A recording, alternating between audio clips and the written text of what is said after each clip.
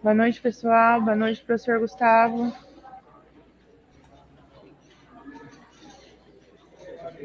Boa noite. Guardar alguns segundos aí, o pessoal ir entrando.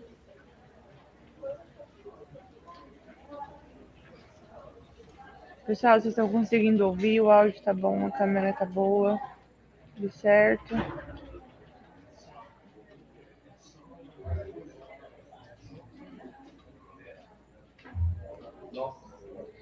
Bom, gente, hoje é a revisão da disciplina de irrigação e drenagem com o professor Gustavo.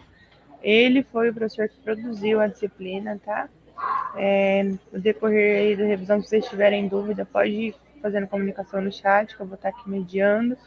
Nós estamos com uma pequena instabilidade na internet. Se porventura vier a cair, mas esperamos que não, vocês se mantenham na live.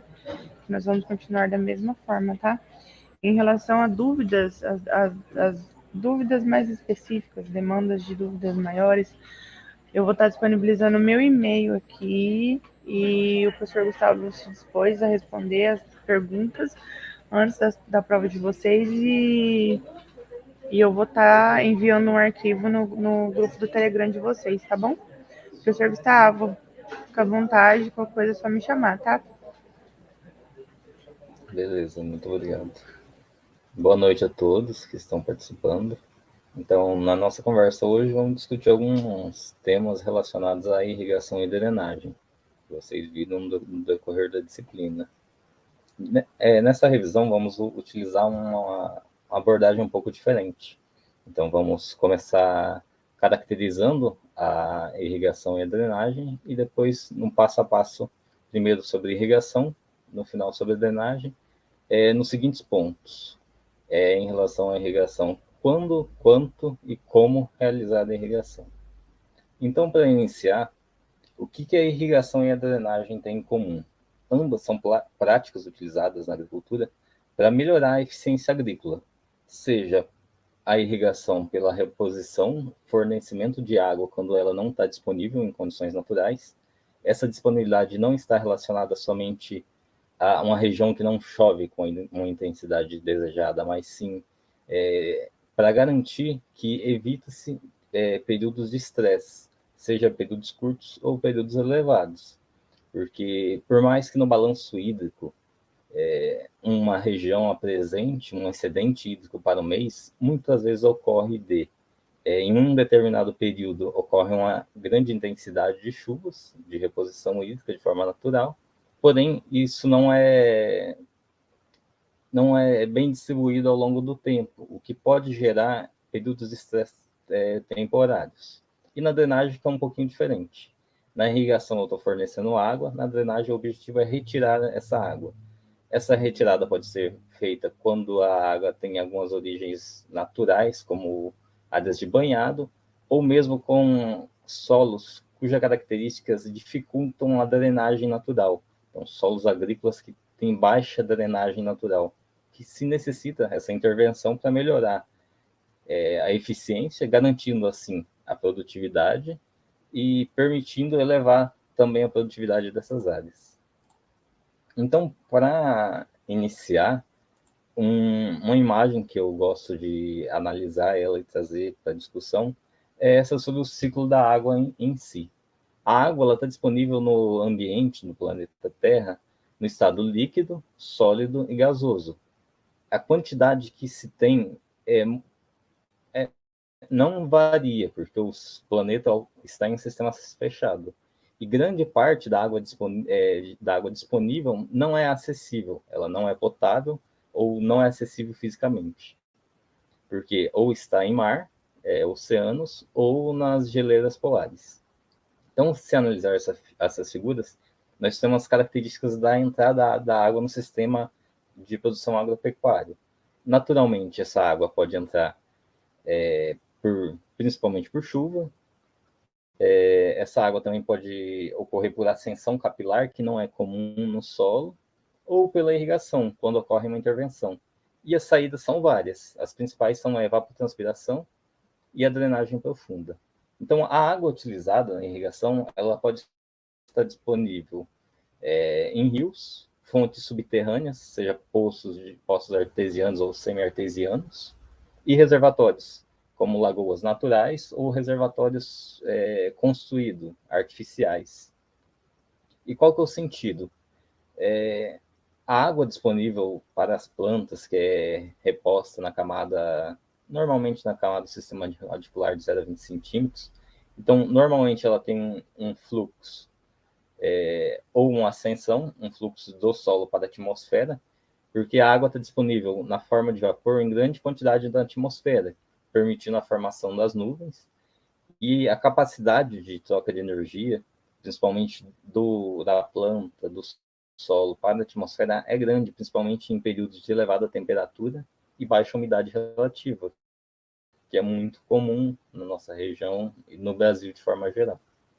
E esse armazenamento de água, ele ocorre no solo, se fala muito em capacidade de campo, capacidade de ponto de murcha permanente, umidade atual do solo, mas é muito dinâmico. Então, se você pegar, por exemplo, um valor de capacidade de campo, é como se você estivesse fotografando uma situação temporária, mas a água no solo não fica totalmente armazenada, ela está se movendo em função dos fluxos. Então, a água armazenada nos macroporos é a primeira a ser drenada para áreas subsuperficiais. Ela é importante também, porque vai permitir, por exemplo, a movimentação de nutrientes no solo, e é ela que contribui com a reposição da água, seja em fontes subterrâneas ou até mesmo em rios. E a água contida nos microporos, que é normalmente utilizada pelas plantas. Porém, essa água nos microporos, à medida que se reduz a lâmina em que ela está ligada eletrostaticamente com a partícula do solo, ela demanda uma energia maior pela planta para ser removida. Então, quando se trata de irrigação, os termos capacidade de campo e ponto de murcha permanente são muito utilizados. Por quê? O intervalo entre a capacidade de campo e o ponto de murcha permanente é a água disponível para as plantas. Considera como se fosse um reservatório. E nem todo esse reservatório vai ser consumido ao longo do ciclo. E também, quando você faz a irrigação, se repõe esse reservatório antes de chegar ao limite mínimo. Porque não é objetivo manter em limites críticos essa água no solo. Porque o solo, primeiro, é heterogêneo na área de cultivo, e segundo, que as plantas normalmente irrigadas, elas são, por exemplo, hortaliças, são muito sensíveis à condição de estresse. Então, por mais que exista aquela condição de umidade do solo, o ideal não deixar se manter em limites críticos. Então, o planejamento da irrigação em si é basicamente baseado na água disponível no solo. Então, vai realizar uma reposição dessa água conforme a demanda da cultura e as características do solo. Então, a irrigação refere-se à técnica de irrigar de forma ampla, de fornecimento da água em quantidade, intensidade e período adequado para potencializar a produção vegetal. O que diferencia muito o irrigar e aplicar água, que quando eu irrigo, eu tenho noção da necessidade da cultura e do sistema e do volume adequado para não gerar prejuízos. Por exemplo, se eu aplico água sem controle em excedente, eu posso estar ocasionando perdas de lixiviação no sistema. Então, quando se fala de irrigação, 3 pontos são importantes: quanto de água aplicar, relacionado ao volume; como aplicar, relacionado ao método de irrigação em si; e o quando aplicar, que é um dos pontos mais críticos e com amplo desenvolvimento de estudos em si nessa etapa. Então, como que define o volume de água a ser aplicado? Esse volume de água a ser aplicado, normalmente representado em milímetros, é também chamado de lâmina. Então, a lâmina de água a ser aplicada sobre a superfície do solo. Então, ela é dependente das características do solo, da cultura a ser irrigada, da disponibilidade de água, tanto em volume, tanto em qualidade, e o sistema a ser adotado. Uma questão importante na agricultura irrigada é que nem sempre, normalmente, se repõe uma quantidade que a cultura demanda, mas em alguns casos especiais, essa demanda não é totalmente cumprida. Então, eu irrigo com um déficit controlado essa reposição, de forma que a cultura não seja tão prejudicada, porque quando se fala de déficit hídrico na cultura, eu posso ter reduções em algumas culturas nessa lâmina aplicada de 10, 20%, que eu não tenho prejuízos lineares de produtividade. Então, alguns casos isso é possível, baseado em vários estudos. Então, quando se fala de água no solo, a primeira característica que se tem que conhecer do solo é a granulometria. Por quê? Como eu comentei anteriormente, a proporção de partículas de poros no solo, macro e micro, é muito variável, principalmente com a granulometria, exceto quando as limitações são impostas pelo manejo. Por exemplo, áreas compactadas tendem a apresentar microporos, uma proporção de microporos maiores, porque os macroporos é uma área compactada, então a quantidade de macropódios é um pouco inferior. Então, qual a característica? Normalmente, solos argilosos tendem uma porosidade total mais elevada, mas dessa porosidade total, a maioria, uma maior proporção, refere-se a microporos, o que gera intuitivamente uma característica de que os solos argilosos tendem a reter a água com mais força, assim, por dizer, do que solos arenosos. Porque os solos arenosos são solos com partículas maiores, com quantidade, proporção de macropódios muito mais elevadas, o que proporciona e facilita a drenagem da água no solo. Então, na figura do meio, temos uma curva característica do solo. É muito importante, assim como para definir a produtividade, adubação química, ter um laudo de análise química dos solos, então definir e planejar a irrigação é muito importante, de tal forma esse resultado, essa característica, curva de característica da umidade da água no solo. Por quê? Para definir qual que é a zona da água disponível entre a capacidade de campo e o ponto de murcha permanente. Todo o volume de água acima da capacidade de campo é uma água que vai ser facilmente drenada, que em algumas ocasiões a drenagem não ocorre de forma profunda, mas até escoamento. Enquanto que a água, o solo com umidade abaixo do ponto de murcha permanente é um volume morto de água. Por quê?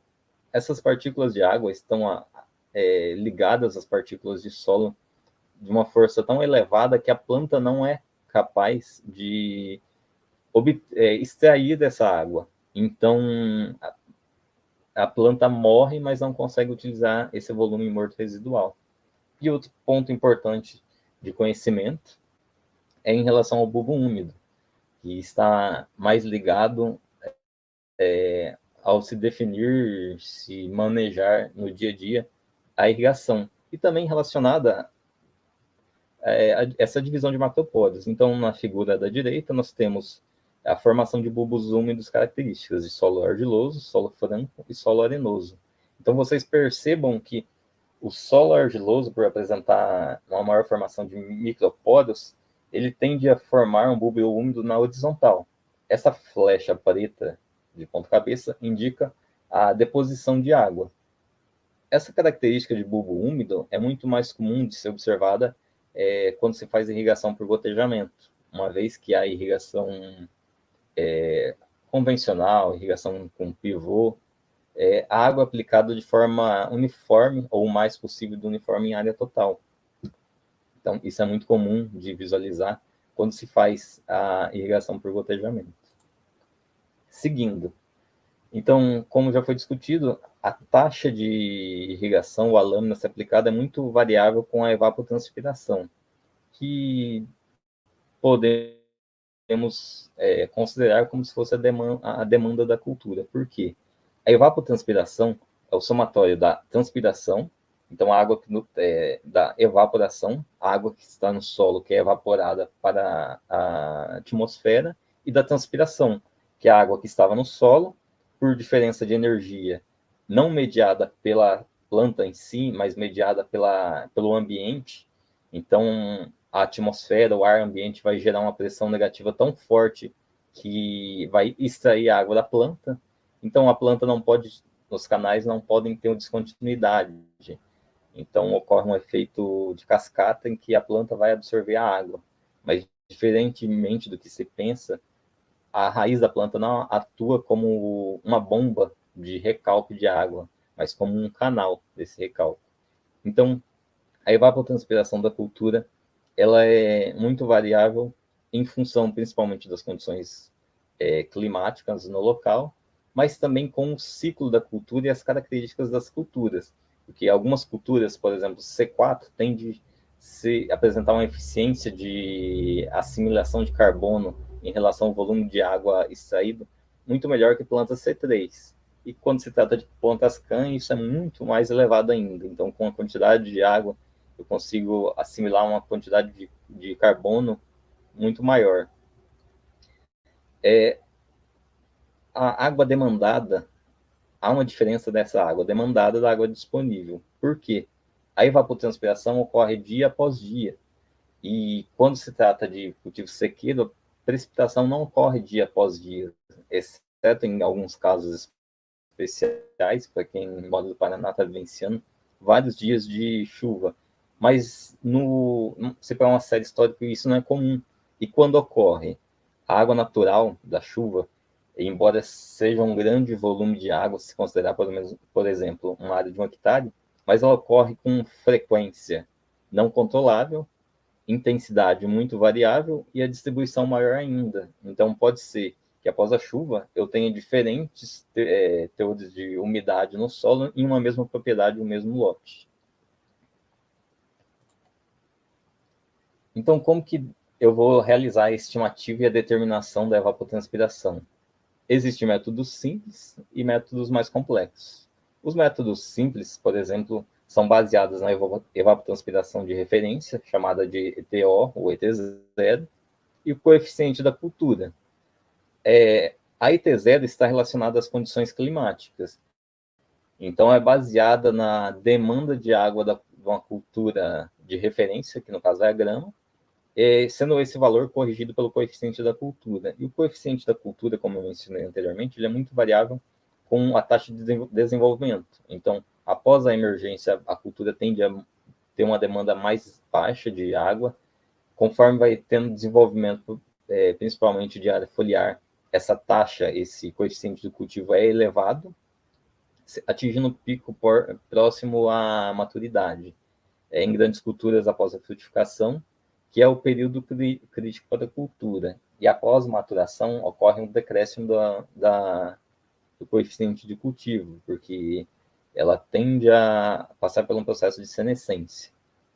E essa ETO, então, é baseada com características do ambiente, enquanto o coeficiente da cultura é em relação ao estágio de desenvolvimento da cultura e esse desenvolvimento, essa demanda.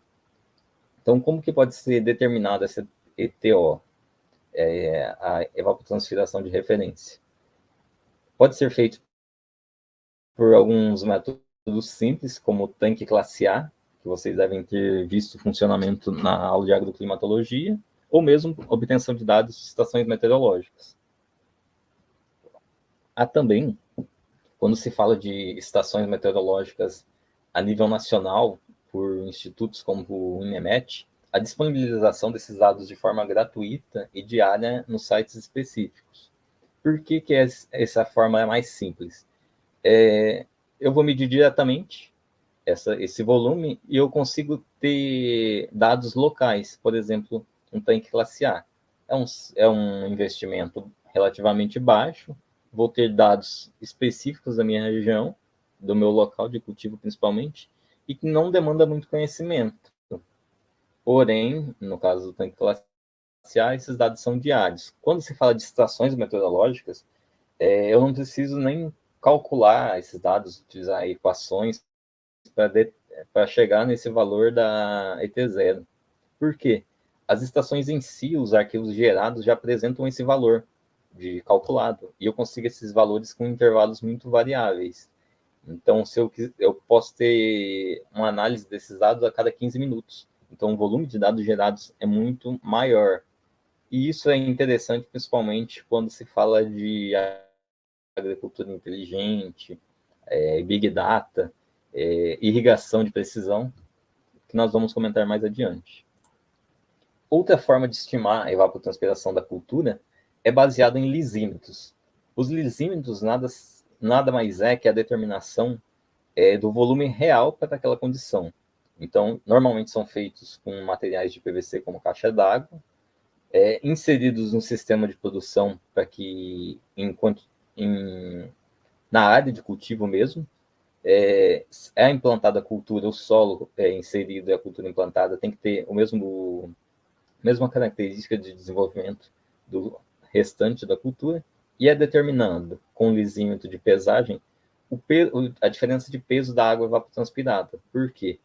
Eu tenho um controle da água que entra pela superfície do solo e o controle da água que sai, porque os lisímetros são fechados embaixo. Então, a única forma de drenagem é pela evapotranspiração. Eu tenho valores precisos dessa condição. Outro lisímetro também bastante utilizado, principalmente na pesquisa, é o lisímetro de lençol freático de nível constante, onde que, através desses lisímetros, eu tenho uma condição de água excelente, a vai ser a mais próxima possível. Entretanto, como eu mencionei, é muito mais utilizado em pesquisa por ser mais preciso, só que requer conhecimento pelo funcionamento e como que eu vou utilizar esses dados, intervalos. Normalmente, esses dados também devem ser utilizados com um período no máximo de 24 horas. E sendo definido quanto aplicar, agora vamos a outra questão. Como aplicar essa lâmina de água no sistema? Então, aqui eu inseri algumas imagens de exemplo. Essa água pode ser aplicada na irrigação por meio de irrigação por inundação, muito comum na cultura do arroz. Utilização de sulcos, onde ocorre uma inundação parcial no tempo da área de cultivo. Aspersão convencional ou outros sistemas de aspersão, como sistemas de autopropelido móveis. Essa irrigação por aspersão pode também ser fixa ou móvel. Os pivôs centrais, que de certa forma são parecidos com o sistema de aspersão, porém o emissor trabalha invertido e é empregado uma tecnologia absurda nesses equipamentos. E os sistemas de irrigação localizada, que é o gotejamento e a microaspersão. Agora vamos comentar algumas características de cada um. Primeiro, o sistema de irrigação por inundação. Como é feito? A área de cultivo é separada em como se fossem taludes feitos. Inserida essa água fornecida através de canais específicos e a lâmina de água fica contínua na superfície do solo no tempo. É muito utilizado na cultura do arroz e é muito específica essa utilização, porque as plantas normalmente necessitam que o solo apresente aeração para o desenvolvimento. Então, plantas que é possível se utilizar a irrigação por inundação normalmente têm variações morfológicas que permitem essa respiração, não pelas raízes, mas por órgãos diferenciados.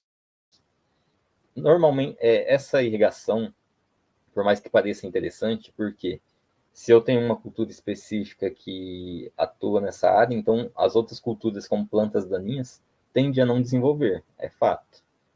Quando desenvolvem, são específicas, como no caso do arroz, aparece o arroz vermelho. Porém, imaginem a condição do que eu tenho uma lâmina de água disponível em contato com a atmosfera. E a atmosfera vamos citar, o componente que maior caracteriza o movimento da água pela diferença de potencial. Então, essa água está facilmente disponível para ser evaporada para a superfície do solo. São áreas muito elevadas. Então, isso caracteriza o sistema de irrigação como de baixa eficiência, porque é demandado um volume muito grande de água para esse sistema de irrigação em relação a outros sistemas e requer não só pela cultura, mas características do solo muito específicas.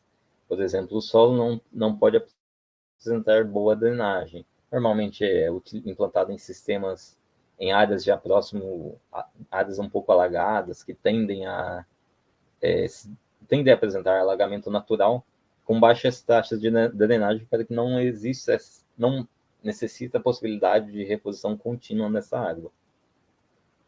Outro sistema de irrigação, com inundação, nesse caso temporal, é a irrigação por suco. É parecido com o sistema de irrigação por inundação, porque através de canais, seja mesmo pela superfície do solo ou tubulações, essa água é fornecida na entrelinha das culturas e é fornecida na superfície do solo. A diferença na irrigação por inundação é que é temporal, então eu tenho fornecimento por um período de tempo, depois só vai ser fornecido novamente conforme necessidade da cultura, porém gera alguns transtornos, principalmente se vocês analisarem a figura da direita com a cultura do milho. Você está fornecendo água, uma espécie de criando uma enxurrada artificial, e isso gera muita movimentação de partículas, principalmente no início dos canais, que pode ocasionar carreamento das partículas do solo. E se tratando da camada superficial, é o solo mais rico de matéria orgânica, de nutrientes. Então, gerado uma erosão artificial que pode gerar problemas futuros. Tem métodos mais eficientes, então não é comum o emprego desses métodos em áreas de produção, principalmente de grãos. Quando se tem, passa em desuso. É muito específica os locais que ainda utilizam, mas existe. E vamos agora ao sistema de irrigação, que é mais comum, mais fácil de visualização, mais comum de ser implantado, que é a irrigação por aspersão. Então, os aspersores são emissores de água, eles são bem caracterizados na foto da direita. Então, é implantada uma linha lateral, que é essa tubulação na superfície do solo. Nessa tubulação tem saídas acima da superfície. A água é fornecida com uma pressão mais elevada e é disposta sobre a copa das plantas. Isso é uma característica muito interessante da irrigação por aspersão. Quando se fala de irrigação por aspersão, as diferenças de espaçamento entre emissores normalmente são catalogadas. Então, quando se define qual emissor será utilizado, já tem características de espaçamento adequado. Normalmente são múltiplos de 6, porque as tubulações de irrigação têm 6 metros de comprimento, normalmente, exceto em casos especiais. E como que elas funcionam? A aplicação de água ocorre de forma circular. Então, na área, há uma sobreposição da área irrigada de um aspersor com outro. Então, se um aspersor está espaçado mais próximo de outro, há uma sobreposição maior, há uma intensidade de aplicação maior. Quando se fala de irrigação por aspersão, já começa a se analisar um quesito importante, que é a intensidade de aplicação da água, ou seja, o volume de água por um determinado período de tempo. Essa intensidade de aplicação pode ser medida em milímetros também, assim como a lâmina. Por que essa informação é importante? O solo tem uma capacidade de infiltração de água, depois que ele está saturado, que é muito específica, a partir da característica do solo, a partir do manejo adotado, se tem camada subsuperficial ou superficial compactada ou não, e pela cobertura do solo. Normalmente, para se medir essa velocidade de infiltração, é utilizado anéis concêntricos, ou seja, é um anel maior, um anel menor no centro, é fornecido água durante um período no mínimo de 2 horas, e é analisado qual que é a taxa de infiltração quando ela estabiliza, porque a princípio a água tende a ocorrer uma drenagem inicial mais rápida, porém ela estabiliza no tempo. E por que essa informação é importante quando se vai projetar a irrigação? A água aplicada, a intensidade de aplicação tem que ser menor que a velocidade de infiltração básica, porque senão você está pode provocar uma erosão laminar ou uma erosão de acordo com o volume aplicado, com as características do solo, que pode gerar problemas, formação de pequenas vossorocas, que no tempo vai gerar prejuízos ainda maiores. Por quê? Se utiliza uma intensidade maior, normal, você está aplicando um volume de água maior do que o solo pode absorver e infiltrar. Pode até utilizar intensidade de aplicação igual a VIB, que é o volume de velocidade de infiltração básica.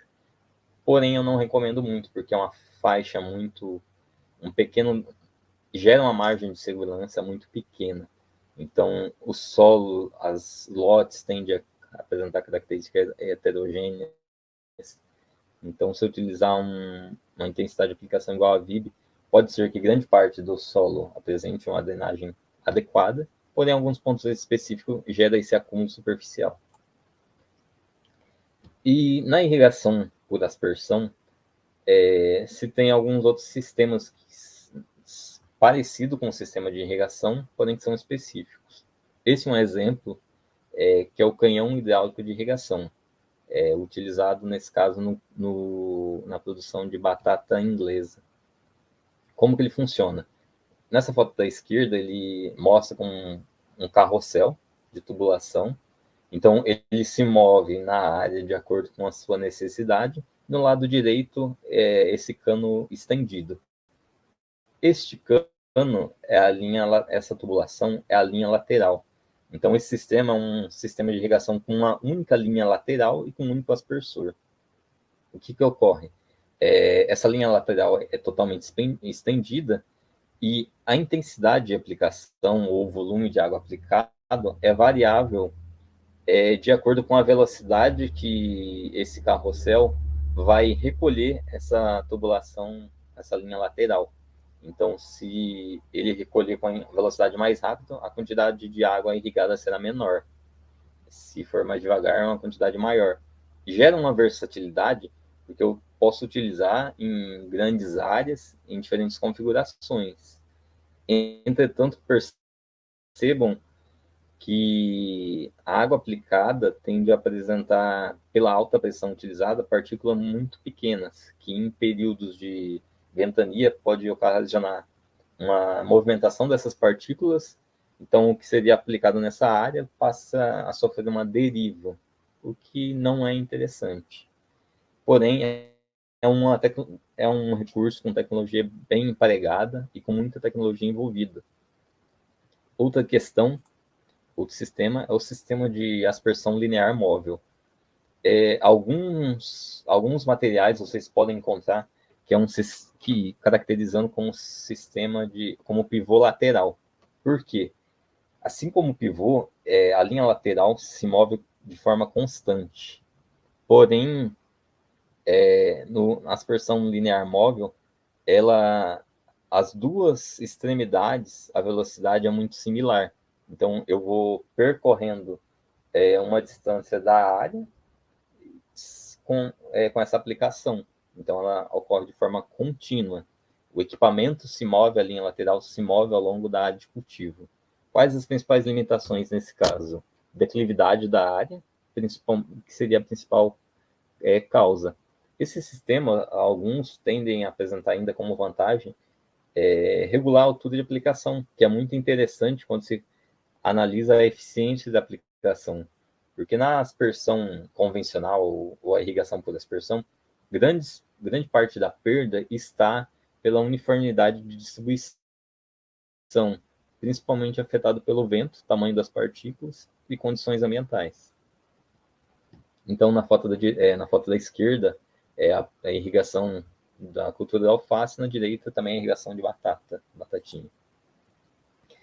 Um sistema facilmente visto em notícias, jornais, é a irrigação por pivô central. É um sistema que apresenta elevada tecnologia, permite a irrigação de uma área muito extensa e caracteriza principalmente por essa formação em círculos da área irrigada. Por quê? No sistema de pivô central, uma das extremidades é fixa e a outra é móvel. Então, vai formando esse círculo de aplicação. É claro que não é obrigatório. Algumas áreas que apresentam alguma limitação física, o pivô não precisa percorrer 100% da área. No sistema de irrigação com pivô central, vocês podem notar que os componentes do sistema são de alumínio ou aço. Por quê? Uma linha lateral de um pivô central pode apresentar uma extensão superior a 1 quilômetro. Imagine quantas saídas, quantos emissores tem nesse período. Então, para que o primeiro aspersor tenha a mesma condição de funcionamento do último, que pode estar 1 quilômetro ou mais distante, eu tenho que trabalhar com um sistema de alta pressão, o que exige materiais que suportam essa alta pressão. Nesse caso, todos os sistemas de pivô central utilizam emissores com autocompensantes. O que isso implica? Que ele só vai funcionar em uma configuração específica. Então, se ele não atingir uma pressão mínima, ele não vai funcionar, e se ele atingir uma pressão muito superior, tende a funcionar com alguns problemas. Ele apresenta elevada tecnologia também, porque com o uso de sensores distribuídos na área, é possível controlar a intensidade de água aplicada de forma remota. Então, já tem trabalhos interligando com sistemas de inteligência artificial, alguns protocolos. E vamos seguindo. E agora, terminando as características dos sistemas que irrigam, começamos com sistemas de baixa eficiência, sistemas de irrigação com um pouco mais de eficiência, e agora, finalizando os métodos, sistemas de irrigação com alta eficiência, ou seja, da volume de água aplicado, quase 100% aproveitado, que são a irrigação com microaspersão e a irrigação por gotejamento, que caracteriza a irrigação localizada. Diferente dos outros métodos, que se aplica a água em área total, na irrigação localizada se aplica água em uma área muito específica, normalmente uma área de atuação do sistema radicular da planta. O primeiro a ser discutido, apresentado, é a microaspersão. Como vocês podem ver, é semelhante ao sistema de aspersão, porém muito próximo ao solo e não atinge a copa das plantas, que é interessante porque fungos, doenças tendem a ser favorecidas em condições de umidade relativa alta e temperatura elevada. E isso já não é tão influente. É utilizado principalmente em frutíferas, algumas hortaliças. São sistemas que demandam do sistema de motobomba a baixa pressão de funcionamento, baixa altura manométrica, porém a vazão também é inferior. E o outro sistema de irrigação é o sistema de irrigação por gotejamento. Então, como o próprio nome diz, a água é gotejada, a aplicação é feita de forma gotejada para a planta. Esse sistema de irrigação por gotejamento, essas linhas laterais, essas linhas de distribuição, essas mangueiras, elas podem apresentar emissores de dois tipos: embutidos, como é o caso nas fotos, e gotejadores que você implanta eles vêm separados. Qual que é a diferença? Principalmente, eu prefiro, no ponto de vista pessoal, os que são embutidos. Por quê? Evita-se algum dano que você vai gerar ao inserir o gotejador no sistema em si. Perfurar uma mangueira sem querer, fazer uma perfuração errada. Entretanto, quando se trata de emissores embutidos, caso ocorra o entupimento de alguns, então você não consegue segmentar essa área, tirar ou substituir esse emissor, sem substituir toda a mangueira. Toda a mangueira. É utilizado principalmente em hortaliças, mas tem bastante pesquisas e algumas propriedades rurais já estão implantando no cultivo de plantas anuais, principalmente de forma subterrânea. Os efeitos das condições ambientais são mínimos, a água aplicada diretamente na superfície do solo, assim como a microaspersão, demanda bombas com potência menor e a vazão também é menor. E como é comentado, o sistema de gotejamento vem sendo utilizado agora também para irrigação subterrânea de culturas anuais. Já vinha sendo há alguns anos utilizado na cultura da cana e agora passa a ser utilizado também em culturas anuais como milho, soja e algodão. Qual que é a vantagem? Está principalmente nessa necessidade de sistema com bombas de menor potência e relacionada principalmente à perda, porque eu estou aplicando diretamente na área radicular da planta. Então, as perdas que vão ocorrer serão mínimas, quando vão ocorrer serão de drenagem profunda. Essas são as principais vantagens.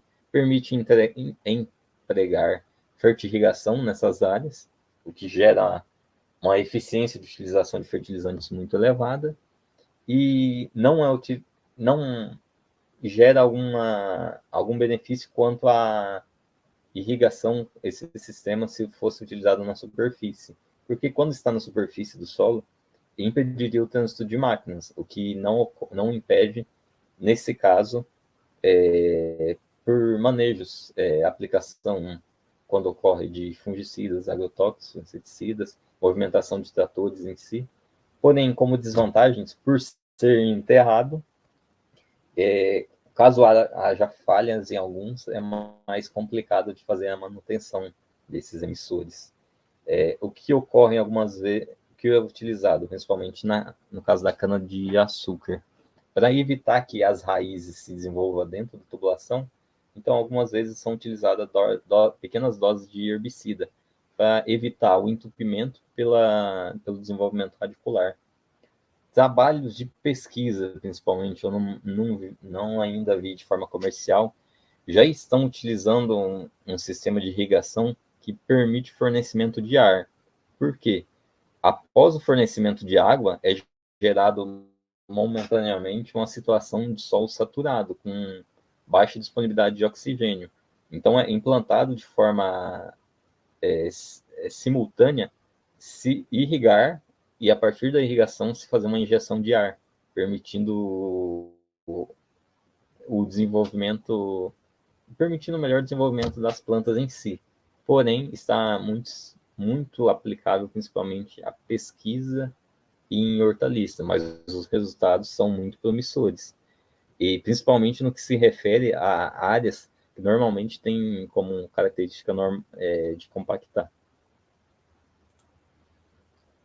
Essa irrigação subterrânea, voltando à irrigação subterrânea, que vem sendo aplicada a grandes culturas, ela pode ser utilizada de forma complementar em áreas que utiliza pivô. Porque se considerar que a maioria das áreas não tende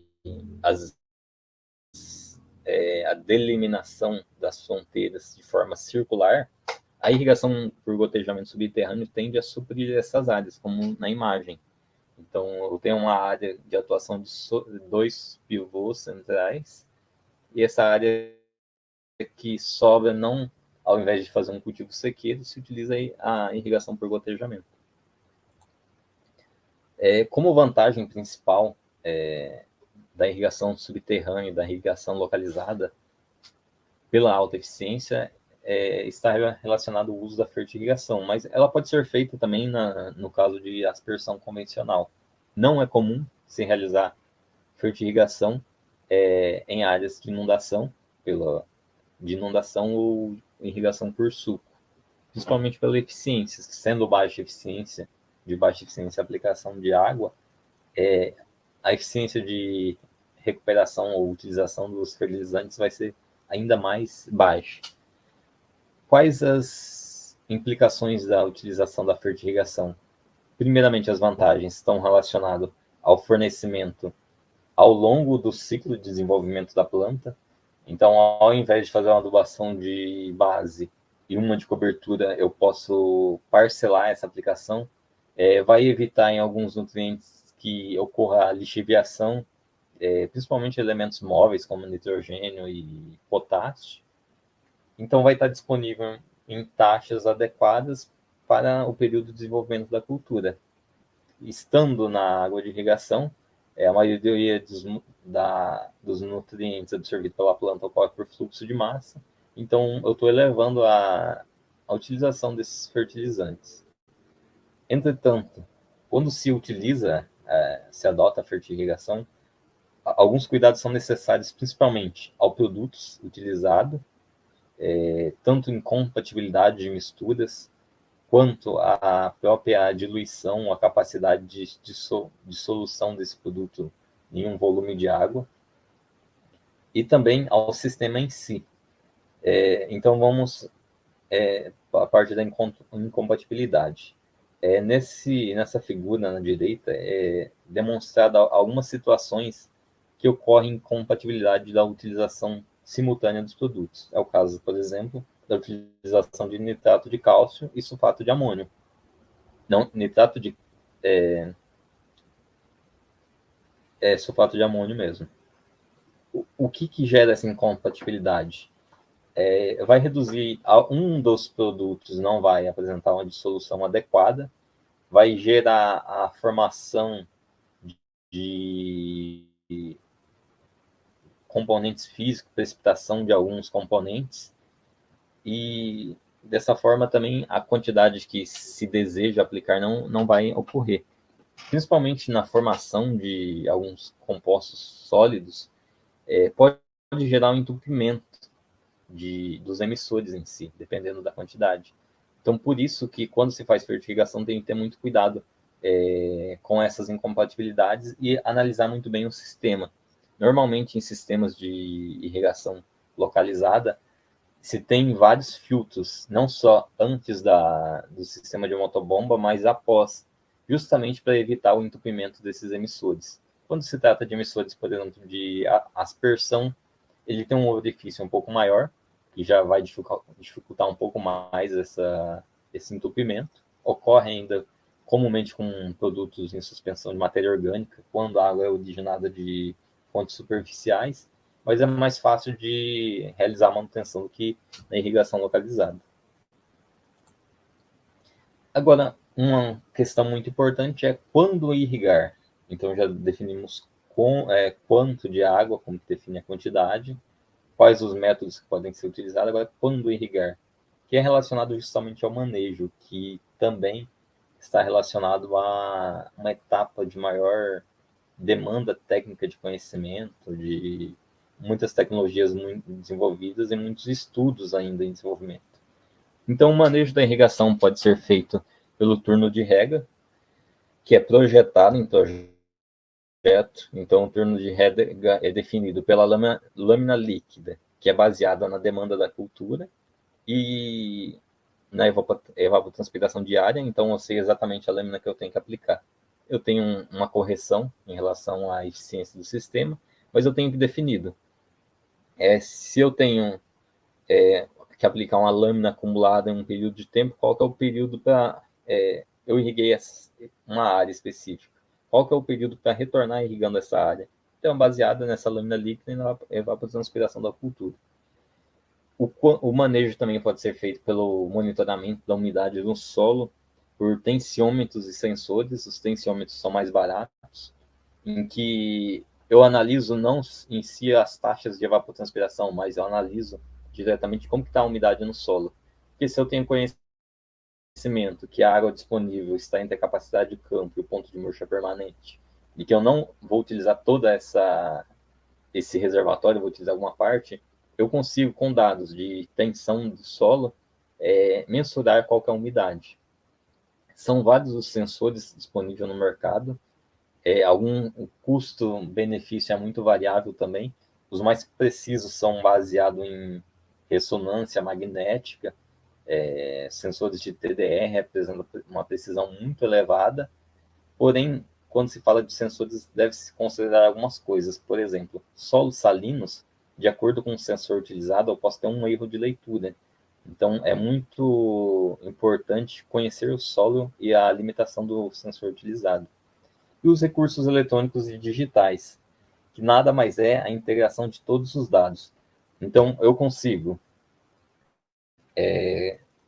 com investimento em tecnologia, ter sensores na área irrigada, área de produção, ter uma central de abastecimento desses dados, ter informações de previsão, como, por exemplo, tem a possibilidade de chover no próximo dia, e a partir daí, definir qual que é o melhor momento de aplicação e qual o volume a ser aplicado. Existem diversos softwares disponíveis que são pagos, alguns gratuitos. O Inemet tem um que é sistema alguma coisa agropecuário, é Sysdagro, o nome da ferramenta, em que é possível analisar a partir do ET0 qual que seria a lâmina utilizada, se há excedente ou déficit de aplicação. E esses recursos, então, podem ser integrados de forma a melhorar a minha eficiência, onde eu não estou analisando somente a cultura, não somente o projeto, não somente a umidade do solo, mas eu estou integrando uma quantidade elevada de informações. Quanto mais informações eu tenho disponível, mais assertiva é a minha decisão a ser tomada. Agora, sobre os métodos, principalmente relacionados aos sensores. Como eu comentei, a tensiometria é um método relativamente simples e barato e muito fácil de analisar. Aqui eu apresento uma figura ilustrativa na esquerda do tensiômetro em si. Então, o tensiômetro é nada mais, nada menos que um tubo de plástico que tem em uma das extremidades uma cápsula cerâmica, na outra extremidade é fechada, e eu tenho um vacuômetro para medir a tensão de água no solo, pela essa diferença de pressão. O resultado é sempre negativo. Então, eu tenho água nesse tubo, e essa cápsula de cerâmica que é porosa vai estar inteirando com o solo. À medida que o potencial de matricial do solo é menor do que o da cápsula, a água tende a sair do tensiômetro e ir para o solo.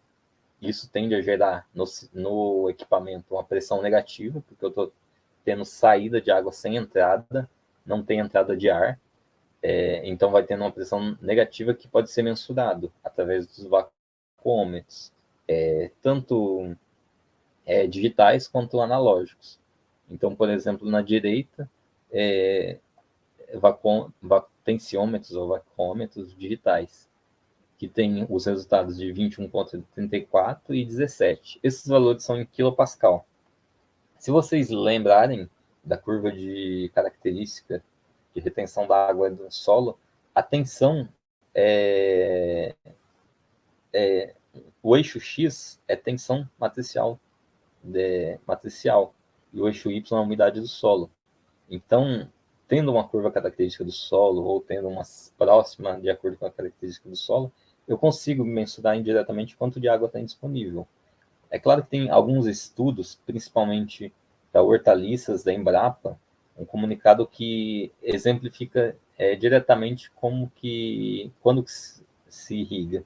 Então, um exemplo claro de utilização, com um tensiômetro eu consigo estimar como está a umidade no solo. Mas no caso da foto da direita, eu utilizei 2. Por quê? Eu queria analisar a zona de desenvolvimento radicular. Então, uma parte mais próxima à superfície e uma parte mais próxima à subsuperfície. Qual é essa informação que eu tenho? Eu consigo manejar a irrigação somente com esses dados de tensiometria, porque à medida que a tensão da água no solo tende a zero, o solo está se tornando saturado de água. Então, eu consigo monitorar para que a água irrigada não seja perdida por drenagem profunda. Então, eu consigo controlar através do tensiômetro mais profundo no solo, mantendo a tensão que normalmente as culturas folhosas, culturas de hortaliças, tem que ser próxima a 30 kPa. Um problema do tensiômetro é a limitação a faixa em si de atuação, porque ele funciona de 0 até 70 kPa. Os medidores em si, eles vão até 99, porém, o que acontece? como a cápsula é porosa, à medida que passa de 70 kPa, ocorre um rompimento parcial da cápsula. Então, esse dado gerado não é tão confiável, uma perda muito rápida da água na tubulação. E depois de comprado, à medida que vai saindo água, a reposição da água pelo orifício superior, a simples retirada dessa tampa com borracha. Então, do material que eu comentei da Embrapa, ele define basicamente o que indica cada tensão. Então, por exemplo, de 0 a 10 é um solo próximo à saturação. Leituras nessa faixa indicam irrigação em excesso, perda de água por drenagem profunda e deficiência de aeração. E, por exemplo, acima de 70 kPa, o solo está com baixa disponibilidade de água e excelente aeração. Então, nesse caso, o material é voltado para hortaliças, é de acesso gratuito e fácil. É só pesquisar tensiometria para hortaliças que vocês conseguem obter não somente esses resultados, mas também como que funciona o tensiômetro. E ele dá exemplos, por exemplo, quando se utiliza sistema por aspersão. Qual que é a tensão limite? De 10 a 20, por exemplo, para alface. Indica que, se eu vou a campo e realizo uma leitura acima de 20, está na hora de realizar a irrigação, que pode ser feito baseado num volume já conhecido ou somente pelo monitoramento constante. E os sensores digitais, que muitas vezes estão integrados. São sensores que não demonstram somente umidade do solo, calculam a evapotranspiração de referência, calculam a umidade em diferentes camadas, geram dados de intensidade luminosa e muitas vezes são acessados de forma remota e podem ser integrados em outros recursos, até mesmo em softwares.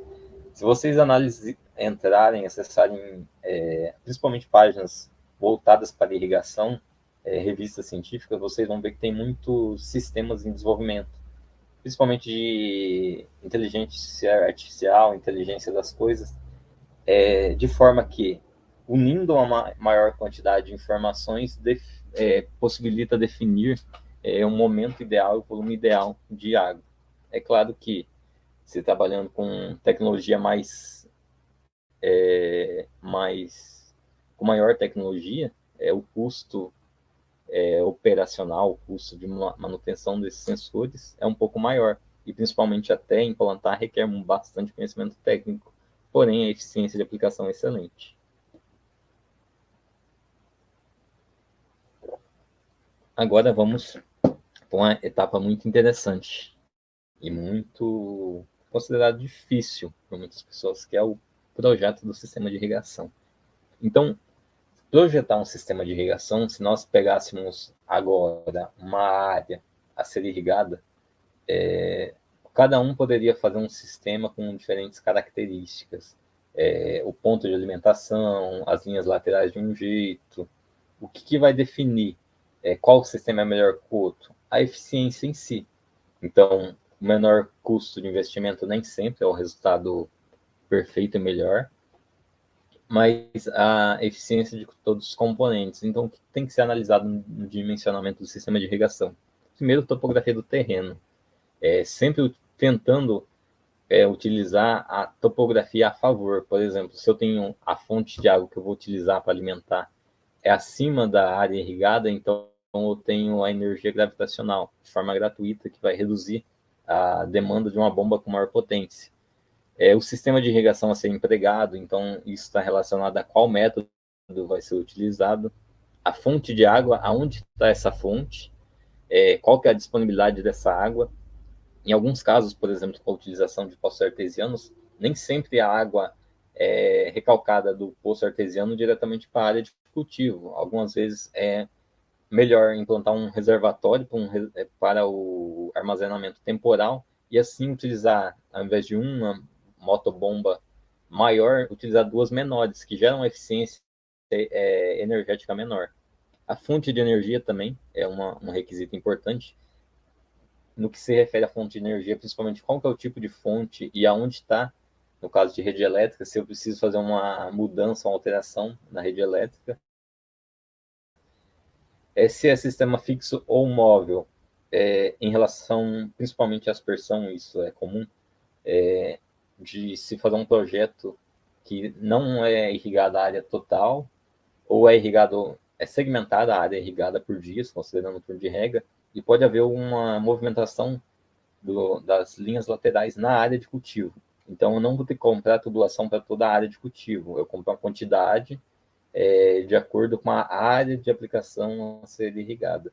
As espécies cultivadas, a tecnologia disponível e o investimento necessário. Nesse caso da irrigação móvel, pode ter um investimento necessário para a implantação é menor, porque eu vou utilizar uma quantidade de tubos menor. Porém, a mão de obra para a movimentação desse tubo vai ser maior, então isso tem que ser muito pesado no dimensionamento. Então, vamos a algumas características do componente de irrigação. O sistema até a motobomba, da fonte da motobomba, é chamado de sistema de sucção, e a partir da motobomba irrigada é sistema de recalque. Então, o sistema de sucção ele pode ser positivo ou negativo.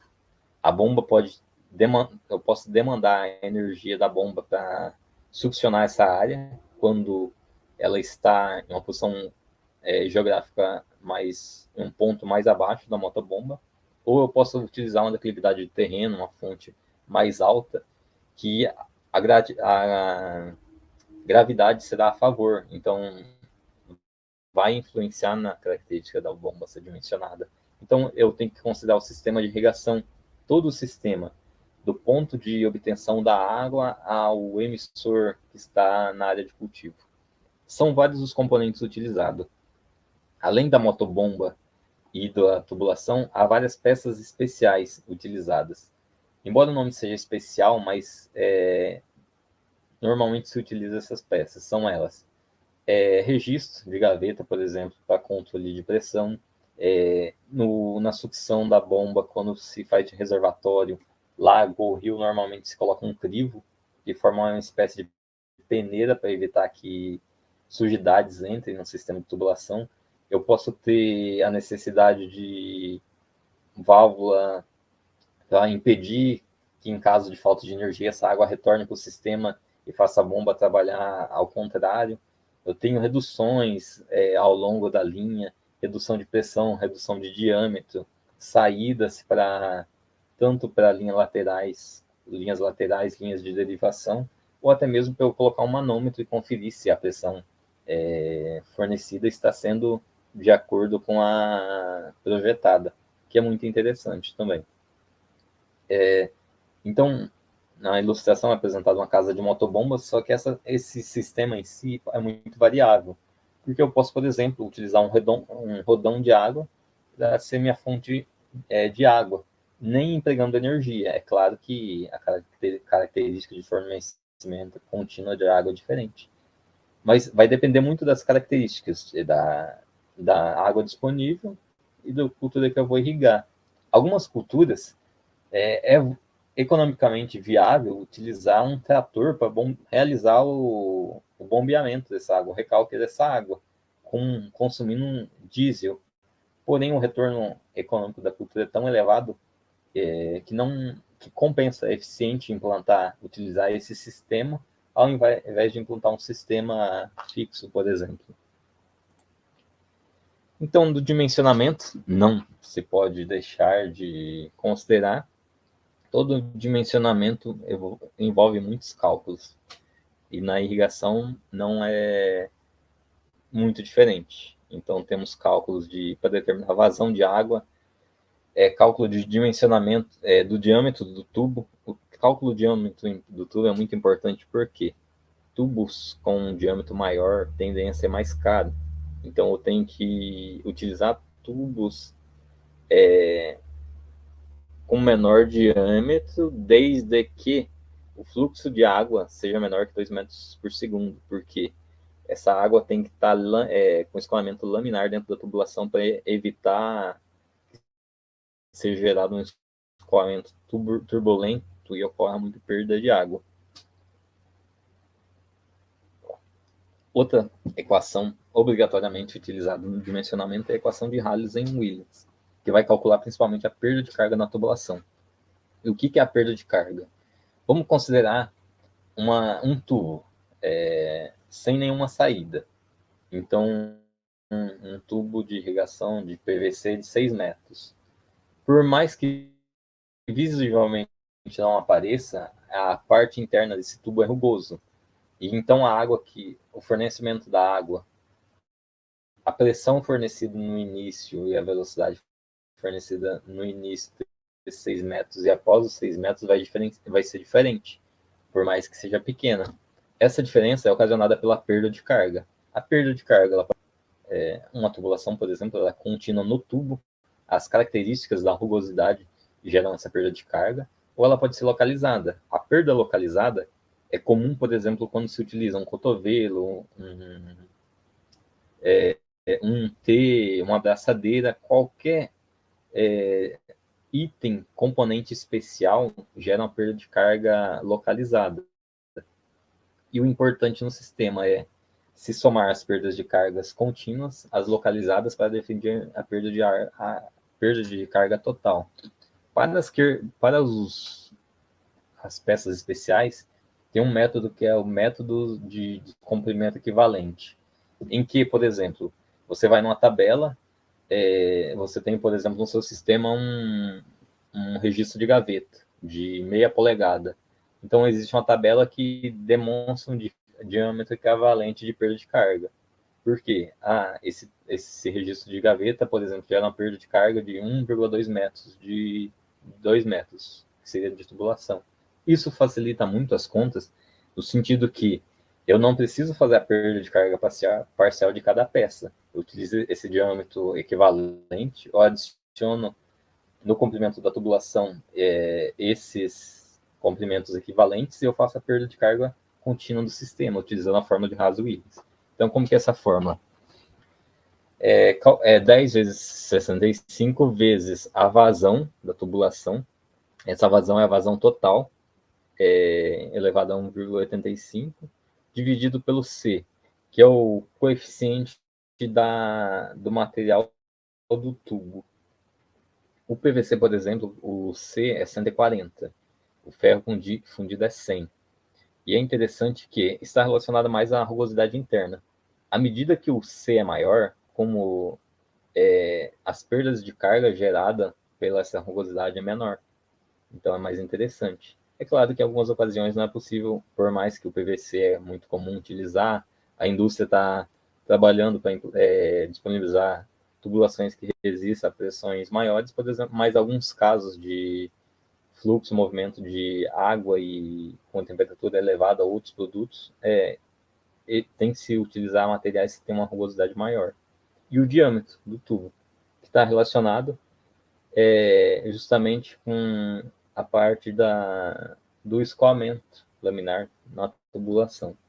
É claro que isso vai definir a perda de carga.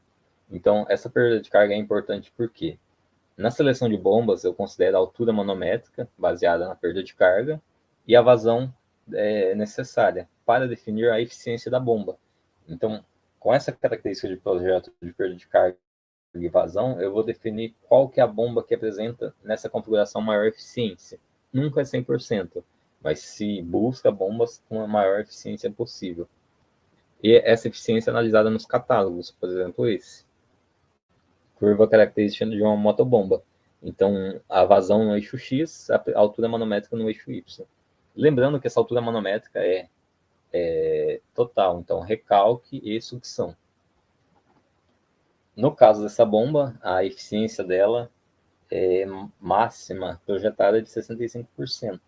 E isso vai de característica de cada bomba. Então, quanto mais longe quanto menor esse número de eficiência, menor a taxa de conversão da energia utilizada em energia aproveitada. Outra questão relacionada à motobomba está relacionada ao tipo do rotor. O rotor pode ser fechado, semiaberto ou aberto. A característica do rotor é importante porque, se vocês verem na curva característica, ele tem vários diâmetros de rotor. De acordo com o diâmetro, a vazão e a velocidade da água ocorrem de uma forma. Mas o rotor tem que ser definido com a característica do líquido a ser recalcado. Se é um líquido sujo, não tem como utilizar um rotor fechado, porque alguma sujidade pode provocar um entupimento. E se não estiver monitorando um rotor entupido, vai funcionar até queimar, por exemplo, a bomba. Então, rotor fechado normalmente para água pura, limpa, semi-aberto quando tem alguma sujidade e aberto quando tem alguma impureza junto. Porque nem sempre é a água limpa que é utilizada para irrigação, pode ser utilizada uma água de reuso, seja de agroindústria ou até de saneamento. Por exemplo, agroindústrias, usinas de cana tendem a reaproveitar essa água. A manipoeira, que é oriunda da indústria da mandioca, essa água pode ser utilizada em algumas culturas. Então, esse rotor vai ser, a definição do rotor no modelo da bomba vai ser importante. As fontes de energia, como eu citei, então as fontes de energia pode ser rodão d'água, que é a própria energia da água, que vai gerar o movimento dessa água para um outro ponto. Energia elétrica, bem comum. Utilização de óleo diesel ou combustível fóssil. Pode ser natural da bomba, pode ter adaptações, por exemplo, nessa figura de baixo de diesel, é um motor de caminhão que foi adaptado para funcionar como fonte de energia de uma motobomba. Nesse caso específico, esse motor não é utilizado sempre. Esse poço artesiano é utilizado como um escape, principalmente em condições de geada. Então, no cultivo de kiwi, nessa propriedade, quando tem um risco de geada, se liga todo o sistema de irrigação para evitar danos por geada na cultura do kiwi. E também fornecimento de energia hidráulica como oriunda de trator. A qualidade da água é outro ponto importante, como eu comentei da utilização do crivo para não entrar sujidade. Essa qualidade pode ter alteração de acordo com o tempo, principalmente se é fonte superficial. O que ocorre muito após precipitações pluviométricas, chuvas intensas, é a presença de sólidos na água. Neste caso, esses sólidos, quando a água é utilizada na irrigação, em suspensão, podem ocasionar o entupimento do sistema e reduzir a eficiência. Então, pode ser fontes superficiais como rios, lembrando sempre da legislação, quem utiliza água de fontes naturais tem que se obter a outorga, que é a autorização de uso. Pode ser de fontes subterrâneas ou pode ser água de reuso. A água de reuso é interessante porque é uma água que não seria eleva a eficiência, a pegada hídrica da cultura. Na verdade, a pegada hídrica é reduzida. É uma água que já foi utilizada, teve uma finalidade, só que eu consigo, uma água, assim por dizer, entre aspas, perdidas, eu consigo utilizá-la no sistema de produção. E pode ter até benefícios, como, por exemplo, nutrientes em solução dessa água. É claro que as características da água estão relacionadas não só a parâmetros físicos, mas também químicos e biológicos. Os biológicos, principalmente em culturas de consumo direto, por exemplo, a alface. É mais sensível realizar a irrigação de alface com água de reuso, de acordo com essa água, porque a água pode entrar em contato com a folha, que é o produto comestível. Então, pode ter algumas restrições em relação a isso, principalmente em relação à qualidade microbiológica. A qualidade física está relacionada ao funcionamento do sistema e a química, não só ao funcionamento do sistema, mas quando se utiliza a fertigação pode gerar alguma incompatibilidade, pode gerar algum prejuízo. Se a água é salina, não é interessante utilizar essa água utilizar somente dessa água, mas em algumas ocasiões não é possível utilizar outra. Então, essas questões são importantes, principalmente para que o sistema de irrigação apresente alta durabilidade. E agora, para finalizar essa aula de revisão, vamos para a parte da drenagem. Que, como eu já comentei, a drenagem é quase que oposto à irrigação. Na drenagem, eu estou retirando a água em excedente da área agricultável. Essa água excedente pode ser oriunda de chuvas ou mesmo pelo escoamento superficial ou subsuperficial de áreas vizinhas, principalmente quando a área de cultivo está em vale. Então, não somente a água da sua propriedade, mas as águas das propriedades vizinhas podem acumular na sua área de cultivo e gerar a condição de saturação do solo e vai prejudicar o desenvolvimento das culturas. A drenagem, ela não é somente utilizada em solos que tendem a alagar, mas em solos que a capacidade de infiltração é muito baixa.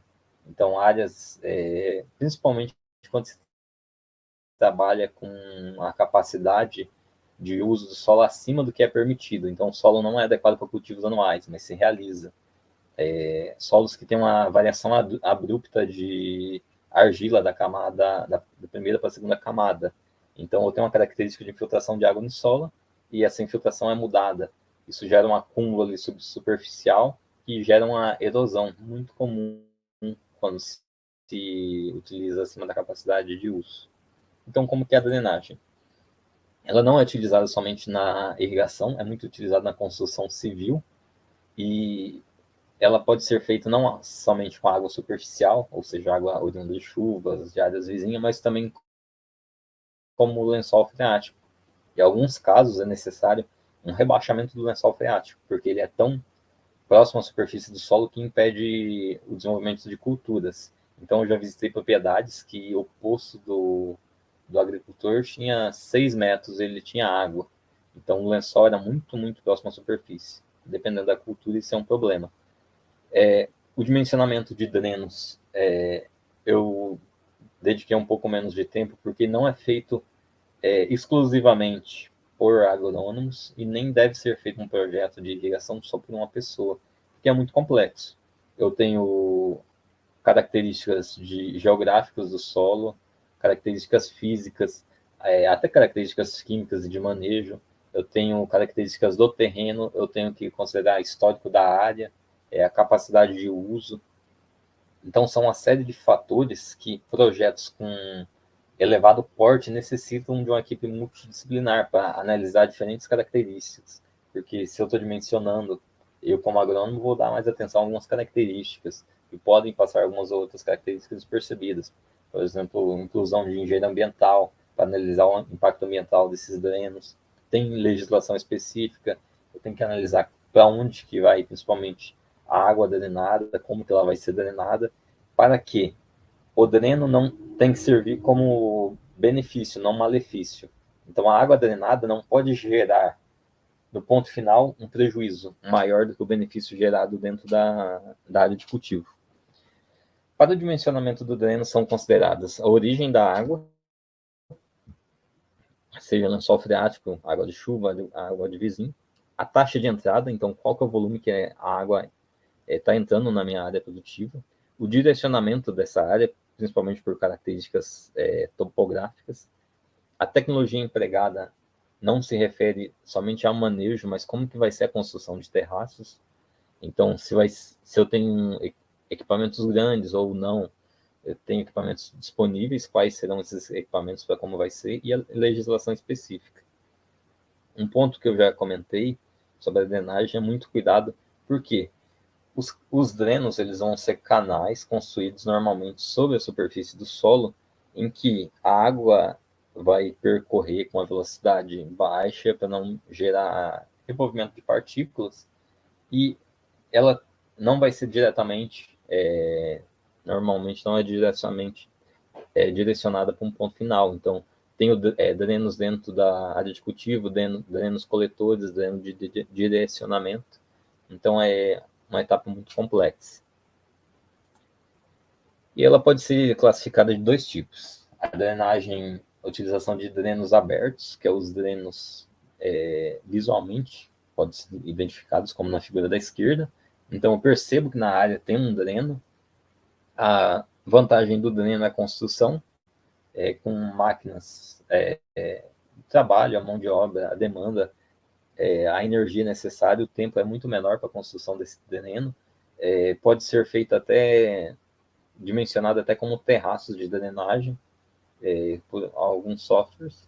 E a drenagem fechada, que ela ocorre com drenos dentro da subsuperfície do solo, em camadas inferiores.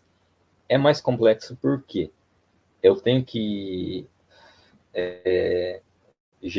inserir tubulações semipermeáveis, direcionar em áreas profundas no solo. Isso requer um movimento dessa estrutura superficial, demandando muita energia, muito tempo de operação de máquinas e que vai gerar um custo mais elevado.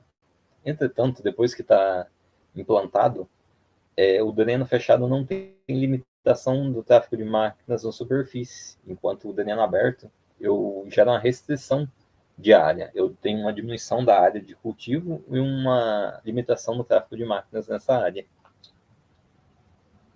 Nesse caso aqui, da figura da direita do dreno fechado, vocês podem perceber a característica do solo. Então, ocorre um rebaixamento do lençol freático. A água que estava disponível na camada subsuperficial, mas na área radicular, ela é drenada para outra área, para aumentar justamente essa área de desenvolvimento das raízes.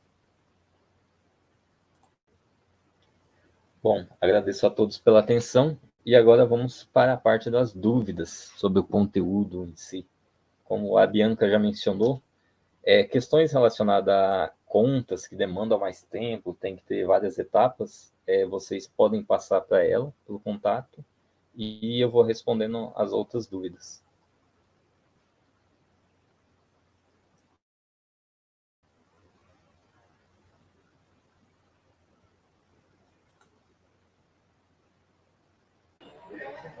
Oi, professor, boa noite. Desculpa, tive um probleminha aqui na câmera.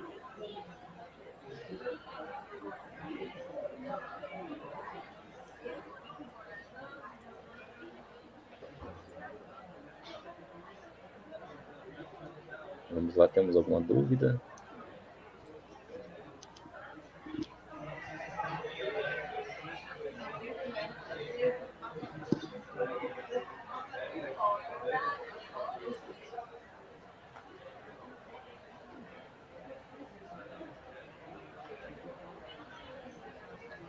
Qual sistema de irrigação é mais utilizado, tirando a irrigação por inundação em sul, mais econômico?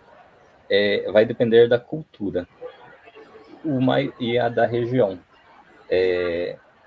Normalmente, o sistema de aspersão se caracteriza como um sistema convencional de irrigação, porque é mais fácil de ser implantado, mais fácil de adquirir produtos. Em qualquer loja de irrigação eu consigo adquirir esses emissores, é de fácil instalação, é visível quando ocorre danos, é de fácil manutenção. Porém, os sistemas de irrigação localizado, principalmente irrigação por gotejo, são mais eficientes, justamente por essas perdas de deriva por condições ambientais.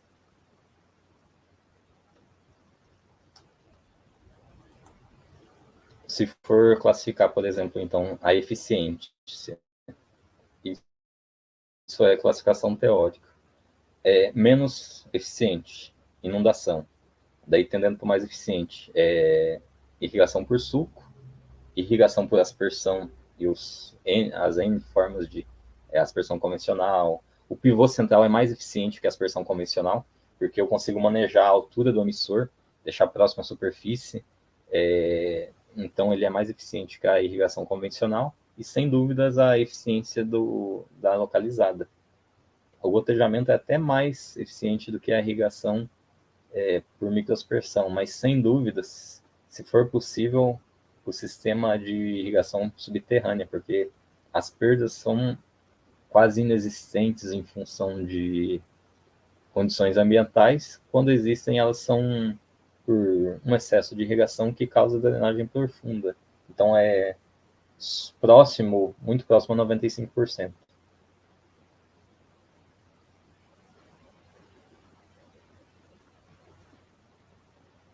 Para a irrigação, temos alguns exemplos de mangueiras utilizadas e aspersores ou gotejadores? Sim. Para cada sistema de irrigação, eu tenho produtos específicos. Então, na irrigação por aspersão, eu tenho tubulações de PVC, são tubos normalmente azul, com barras de 6 metros.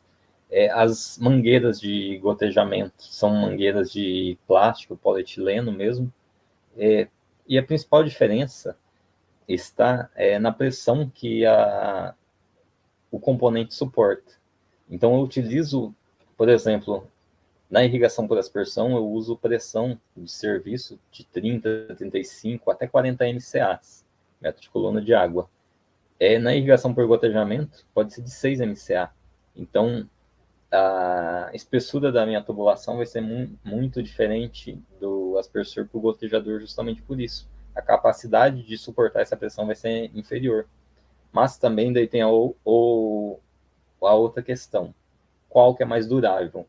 Os gotejadores tendem a ser mais sensíveis a essas mangueiras de irrigação.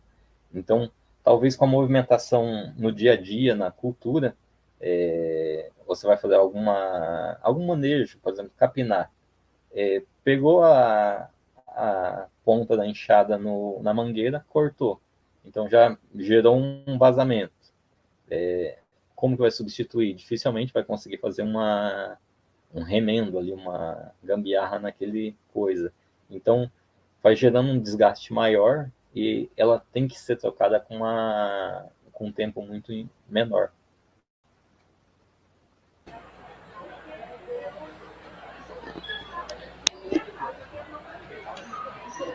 Bom, professor Gustavo, eu acredito que seja isso mesmo. As dúvidas maiores aí que o pessoal tiver, eles podem me encaminhar por e-mail, eu te encaminho, né? Eu repasso para você como combinado e eu retorno as respostas a eles.